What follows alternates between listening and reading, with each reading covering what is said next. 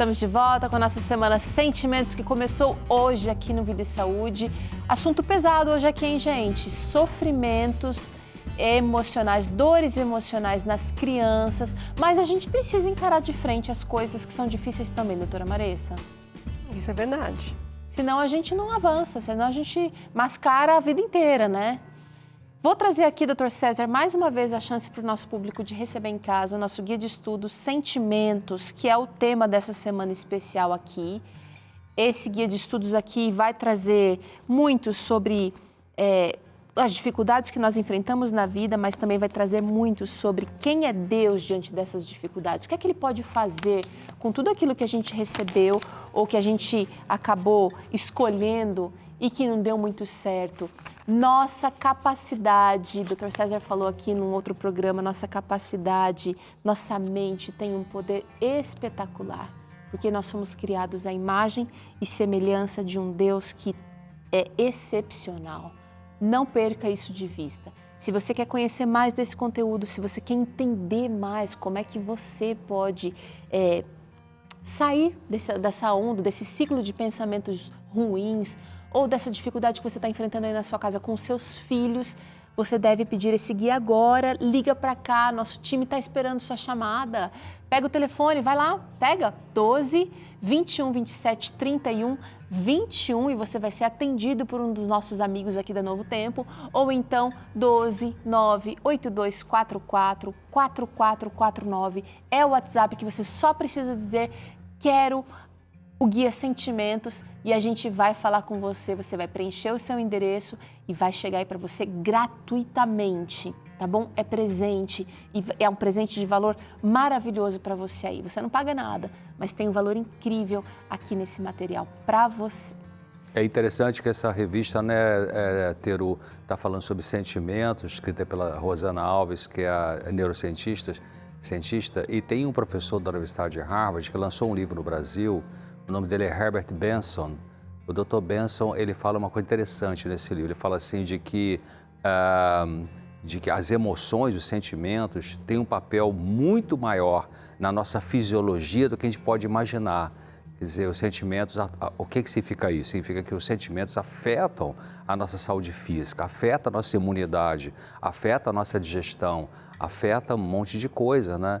Então, você tem chance de ter um material de alto nível científico, numa linguagem simples, para você receber em casa e cultivar a sua saúde, e você recebe gratuitamente. Maravilha, né?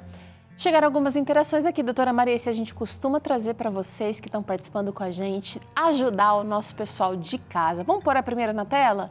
Quem está aí agora é a Regina. Ela disse o seguinte: minha filha tem um temperamento muito forte, tipo, sabe o que quer, porém quer impor, fala que manda. E desde que ela nasceu, sempre tivemos rotina, dedicação nos ensinamentos espirituais, mas boa parte do tempo tem estado insuportável. Como saber o que fazer? Pergunta aqui a Regina.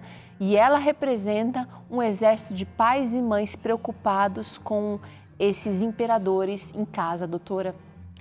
Eu estou pensando aqui que talvez a gente possa dar dicas dependendo da idade, né? Porque cada idade é uma dica diferente.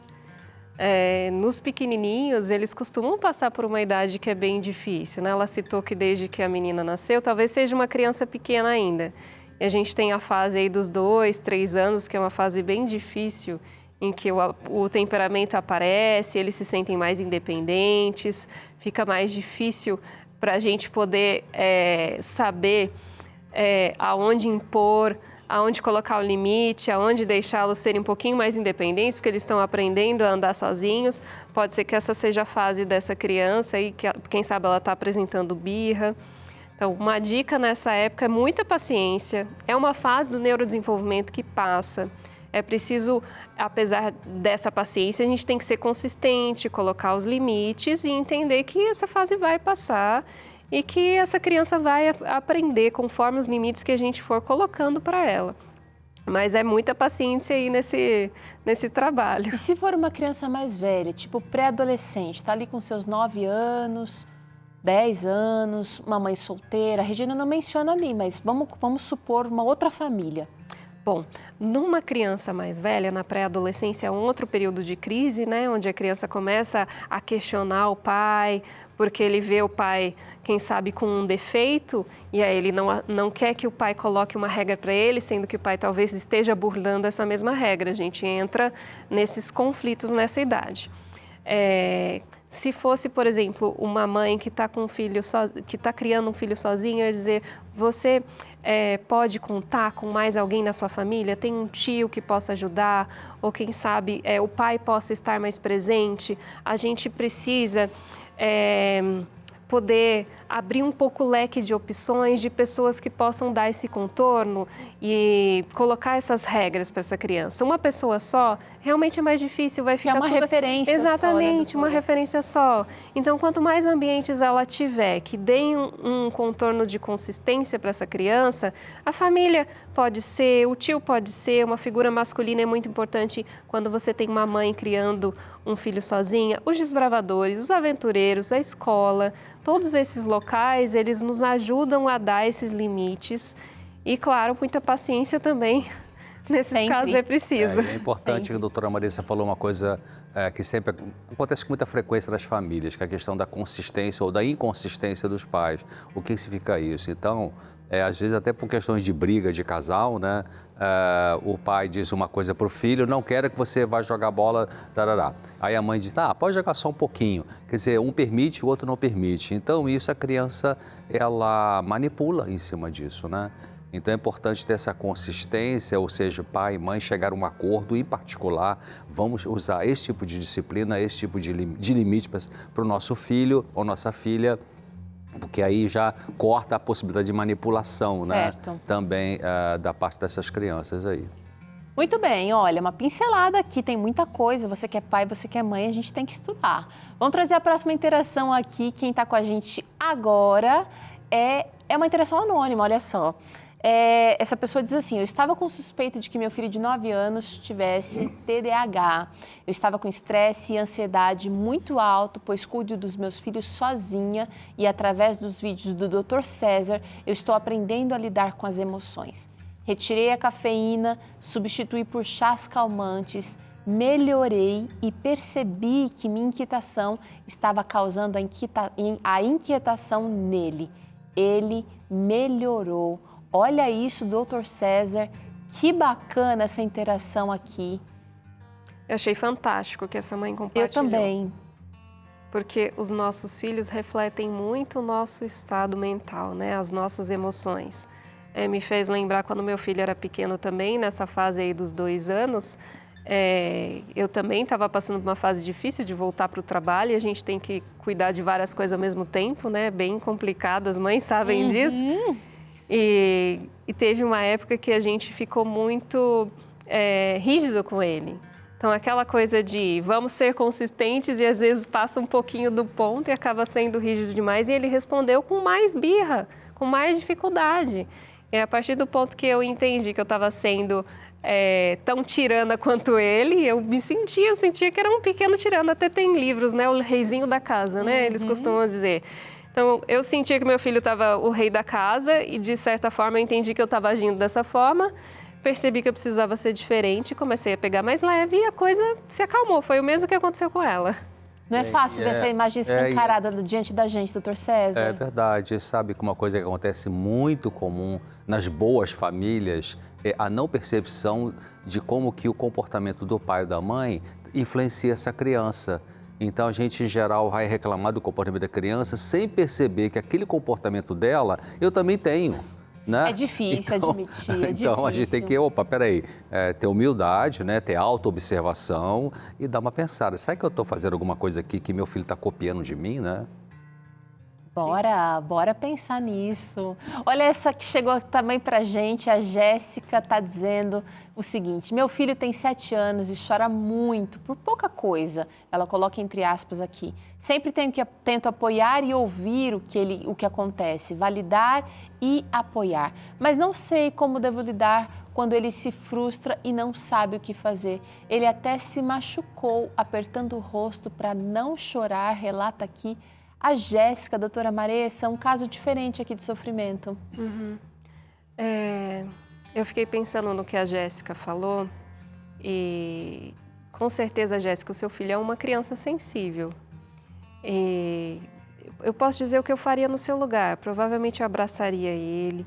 Eu diria que eu também sinto medo, que eu também sinto angústia. Perguntaria como que eu poderia ajudar.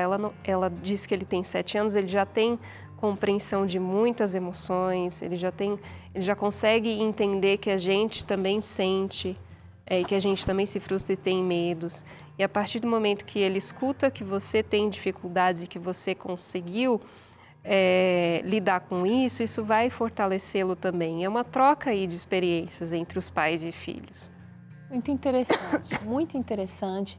Você acompanhou aqui algumas observações dos nossos telespectadores, alguns relatos até positivos, né, doutor César? E é muito legal quando a gente consegue fazer essa troca, aproveitando a presença de vocês aqui, porque alguns de nós nunca vai ter condições de ir para um consultório, de fazer uma... Quando a gente observa a situação dos outros, a gente se vê ali e aí consegue talvez extrair até melhor do que tentar se olhar para nós mesmos, não é? Que bom que a gente tem essa oportunidade. Essa criança tem 7 anos, né? Como a doutora Marissa falou, ela já consegue entender o que é uma emoção, que tipo de sentimento tem, né? E como foi falado antes, a gente vai ensinando essas crianças o que é a raiva, o que é a tristeza, o que é o medo, o que é a ansiedade. E a criança vai crescendo, ela vai começando a perceber isso, né? Então, ela vai conseguir, hoje eu estou meio triste e tal. Meu neto mais velho, né? Quer dizer, da minha filha, né? 9 anos, né? Ele já sabe, até tem uma semana, acho que foi esse ano na escola aqui, adventista, uma semana de sentimentos aqui na escola. Cada dia, as professoras ensinaram para as crianças pequenas o que é esse sentimento, a raiva, o medo, a vergonha. Então, as crianças vão aprendendo isso aí, o pai vai percebendo e vai ajudando essa criança a lidar com essa emoção.